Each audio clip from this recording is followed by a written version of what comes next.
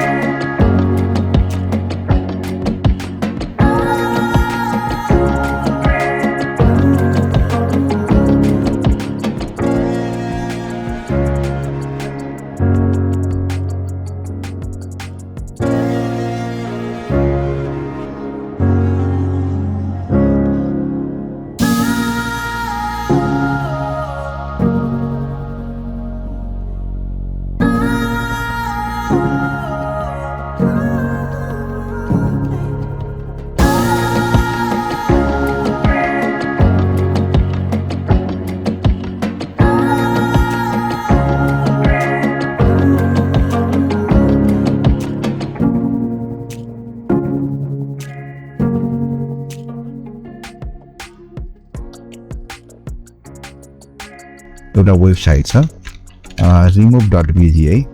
remove.bg भन्ने एउटा वेबसाइटमा गएर तपाईले फोटोहरुलाई अपलोड गरेर अब फोटोको ब्याकग्राउन्ड हटाउन सक्नुहुन्छ र त्यो फोटोलाई यसमा ल्याउन सक्नुहुन्छ साथीहरु। अब जस्तै म एउटा फोटो अपलोड गर्दै छु। जस्तै यहाँ साथीहरु हेर्न सक्नुहुन्छ मैले यहाँ एउटा फोटो चाहिँ अपलोड गरिसकेको छु है, जुन मैले remove.bg को युज गरेर मैले बनाएको छु। अब जस्तै मैले सिधै यहाँ क्लिक गर्दिन्छु। अब यो फोटो यहाँ आइसकेको छ। अब मैले रिसाइज गर्छु यसलाई हैन। रिसाइज गरिसकेपछि जस्तै यो फोटो अलिकति अगाडि आइरहेको छ। अब यसलाई पछाडि पठाउनु पर्यो भने पोजिसन भन्छ, यहाँ माथि गएर क्लिक गरिदिनुस्। त्यसपछि यहाँ टु ब्याक भन्छ, त्यहाँ गएर क्लिक गरिदिनुस् हैन। अब टु ब्याकमा गइसकेको यो फोटो पछाडिपट्टि गइसकेको छ। अब रोटेट पनि गर्न सक्नुहुन्छ। यहाँ पर यस्तो आइकनमा क्लिक गरेर थोरै हल्का घुमाउन सक्नुहुन्छ तपाईले।